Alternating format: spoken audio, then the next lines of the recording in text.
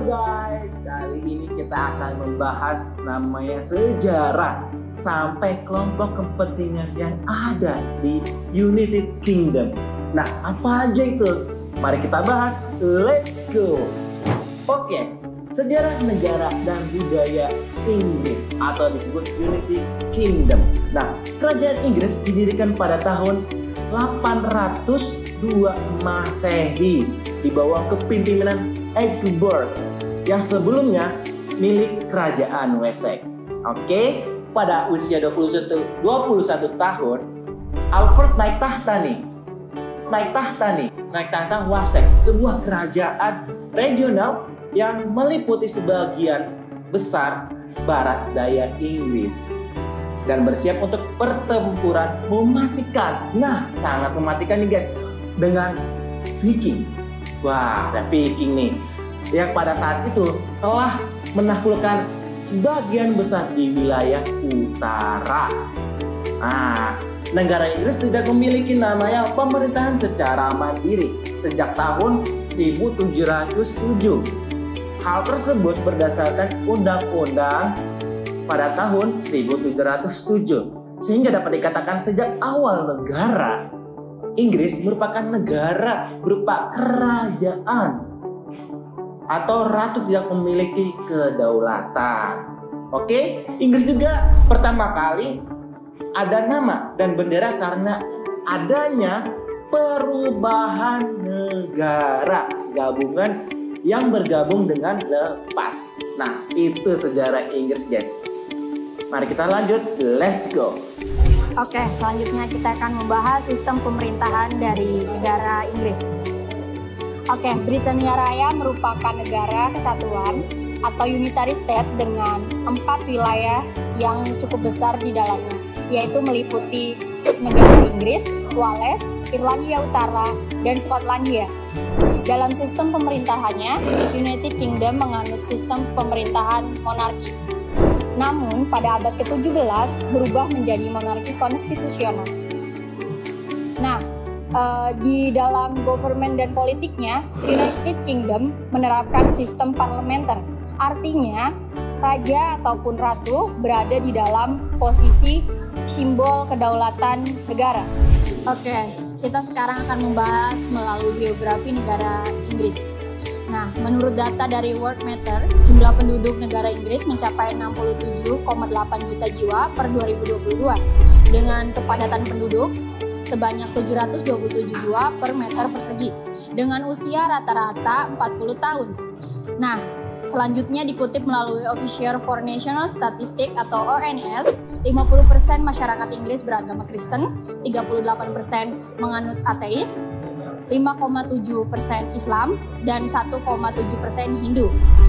Kemudian secara wilayah, luas wilayah Inggris mencapai 244.820 km persegi dengan letak wilayah yang berada di daratan Eropa Barat.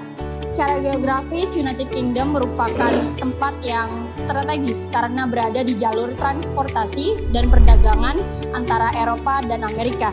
Oke nih, untuk simbol dan bendera negara kita akan menjelaskan satu persatu. Yang pertama itu ada dari bendera United Kingdom. Nah, selama masa berdirinya, bendera United Kingdom telah melakukan atau telah revolusi. Yang pertama itu dari bendera Santo Georgia Cross yang diindikasikan sebagai santa pelindung dari Inggris yang berlambang seperti ini. Oke, editor. Nah, oke, sudah muncul kan? Nah, bendera yang pertama itu Santo Georgia Cross digunakan tadinya oleh masyarakat Inggris saja.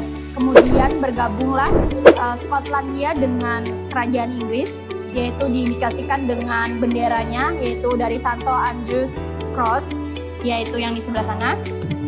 Kemudian bergabung menjadi Flag of Great Britain pada tahun 1707 sampai 1801. Kemudian bergabung lagi negara Irlandia dengan lambang dari Santo Patrick Cross. Oke. Nah, kemudian dikenal dengan bendera Union Flag atau yang dikenal sebagai bendera dari United Kingdom sekarang.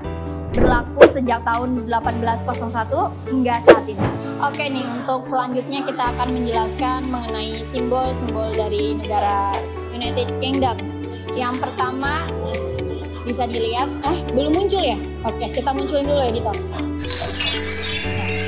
Oke, ada the red rose sebagai bunga negara atau bunga nasional dari negara Inggris. Kemudian ada the red rose badge sebagai lencana tim dari Persatuan Ruby dari Inggris. Kemudian ada the three lions yang digunakan sebagai simbol kekuatan tahta dari Inggris. Oke, selanjutnya kita bakal bahas simbol kerajaan Inggris nih teman-teman. Oke, editor, tampilin. Udah kelihatan kan? Oke, di sebelah kiri terdapat singa sebagai simbol dari kerajaan Inggris. Kemudian di sebelah kanan perisai ada unicorn sebagai simbol dari negara Skotlandia. Kemudian ada juga nih semboyan yang di bawah sini yang berartikan You Edmond Droid, yaitu Tuhan dan hak saya. Wow, sangat filosofi bukan? Kemudian juga terdapat semboyan Honi Soekwi Mal Yepens yang berarti jahat bagi dia yang berpikir jahat. Nah, untuk itu Inggris merupakan negara yang sangat berfilosofi. Nah, kemudian untuk perisainya sendiri kita akan bahas nih. Perisai yang pertama ini terdiri dari 4 kuadran. Nah, kuadran 1 dan 4 mewakili Inggris. Nah, apa sih yang diwakili oleh Inggris nih? Ya, ini simbol 3 singa emas yang berlatar merah. Oke, untuk kuadran kedua mewakili Skotlandia, yaitu dengan 1 singa. Kemudian di kuadran 3 mewakili Irlandia dengan harpa emasnya yang berlatar biru. Oke, sekarang kita beralih ya. Udah editor? Oke. Nah, di sini ada monogram nih. Ini tuh monogram yang melambangkan dari raja atau pemimpin yang berkuasa. Nah, kebetulan udah berganti kan Inggris nih rajanya, sekarang menjadi Raja Charles. Nah, oleh karena itu monogramnya pun berubah.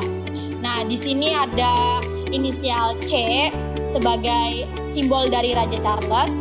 Kemudian ada R yang berarti Rex atau dalam bahasa Latin itu berarti raja. Kemudian angka 3 Romawi yang melambangkan Raja Charles III, dan logo ini digunakan oleh Departemen Pemerintah dalam dokumen negara nih, dan juga kotak pos yang ada di negara Inggris. Oke, setelah penjelasan yang sudah dijelaskan, kita masuk ke sistem politik. Seperti yang kita tahu, sistem politik di negara Inggris merupakan dipimpin oleh Ratu dan Raja.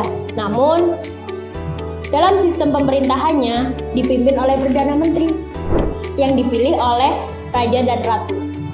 Hal ini membuktikan bahwa sebenarnya negara Inggris menganut pada monarki konstitusional, di mana kedaulatan seorang raja hanya berada pada simbol negara, tidak pada ikut campur pada pemerintahannya.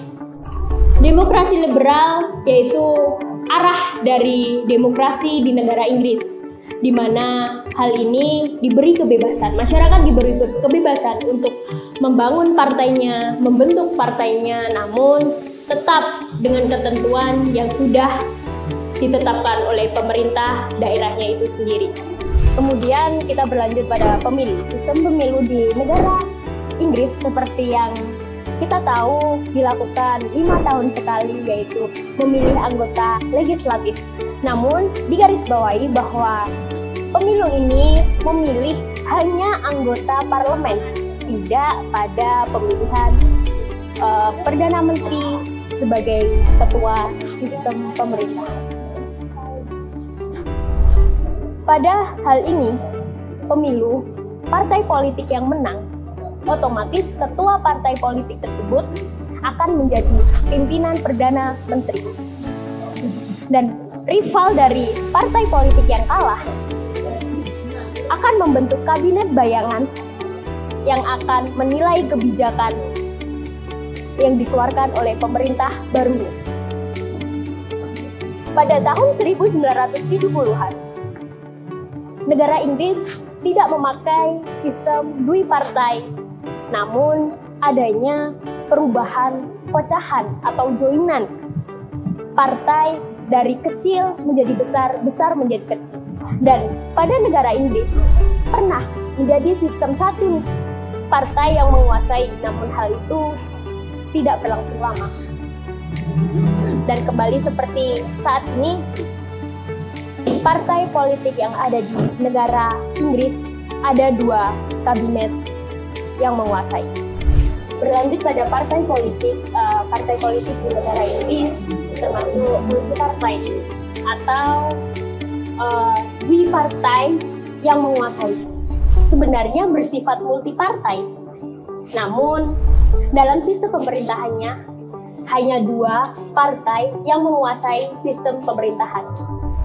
Yang pertama yaitu Partai Buruh atau Labour Party yang didirikan pada 27 Februari 1900 dengan anggota serikat yaitu para pekerja afiliasi, masyarakat sosialis, dan partai kooperatif.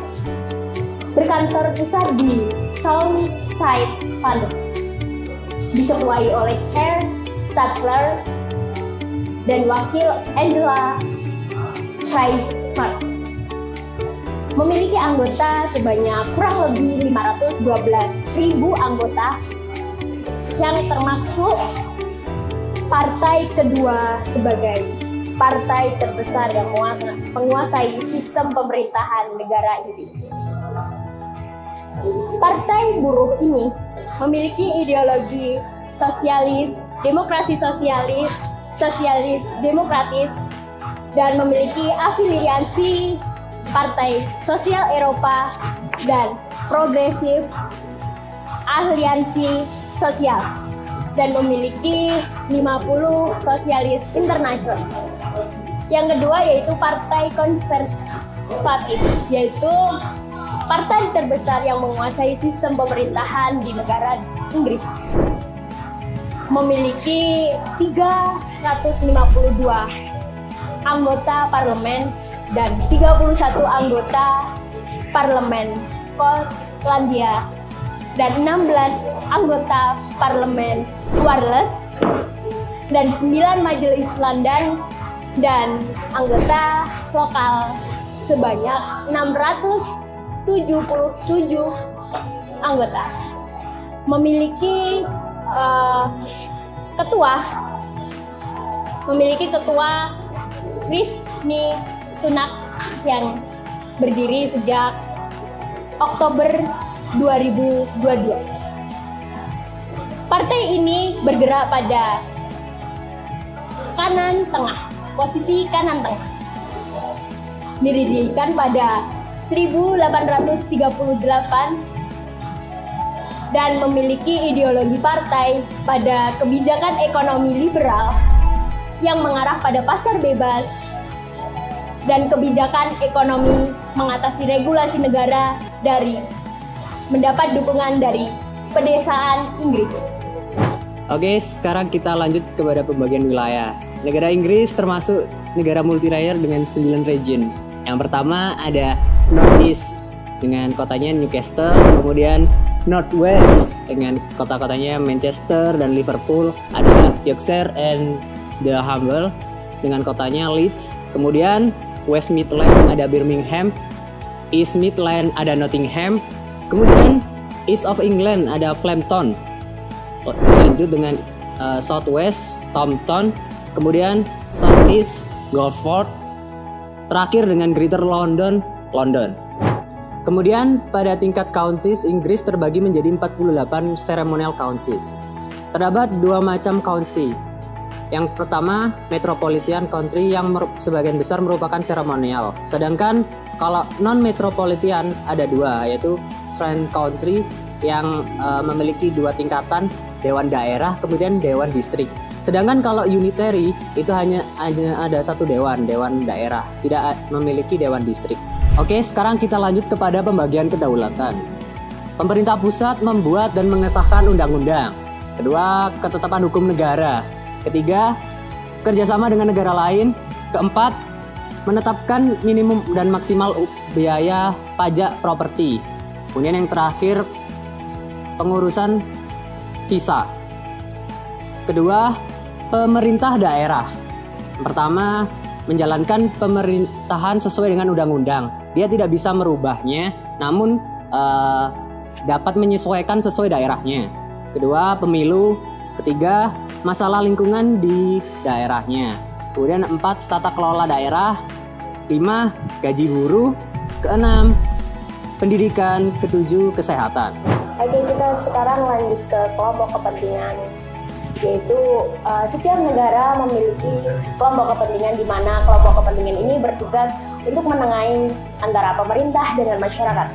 Di sini kelompok kepentingan memiliki 4 jenis, yaitu yang pertama kelompok kepentingan privat yang memperjuangkan kepentingan anggotanya sendiri. Yang kedua, yaitu kelompok kepentingan publik yang memperjuangkan kepentingan masyarakat menyeluruh beserta kepentingan anggotanya sendiri. Yang ketiga, yaitu kelompok kepentingan umum, yaitu memperjuangkan kepentingan umum atau kepentingan anggotanya sendiri. Yang keempat dan terakhir, yaitu kelompok asosiasional yang memperjuangkan kepentingan organisasinya yang beranggotakan kesamaan profesi, namun kepentingan ini juga menyangkut kepentingan politik maupun umum. Dan contohnya kelompok kepentingan di dalam negara Inggris, yaitu yang pertama, yaitu Confederation of British Industry atau yang biasa disebut CBI. CBI sendiri dibentuk pada tahun 1965 dan bergerak pada sektor bisnis industri Inggris. CBI juga memiliki 13 wilayah dan kantor cabang di seluruh negara bagian Inggris. CBI juga bertugas untuk mempromosikan bisnis-bisnis, menganalisis isu nasional atau internasional di dalam bidang industri yang mendukung industri Inggris.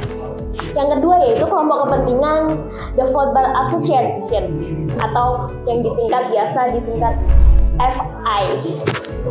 Didirikan pada tahun 1863, berpusat di Inggris dan saat ini dipimpin oleh Pangeran William dari Wales dan menjadi pengurus segala hal yang berkenaan dengan persepabolaan di negara Inggris, termasuk perkembangan, pengembangan, dan juga isu-isu mengenai persepakbolaan di negara Inggris.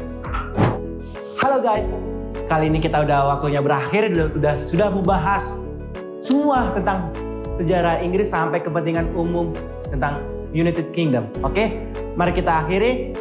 Thanks for attention. Wassalamualaikum warahmatullahi wabarakatuh. See you next time. Dadah.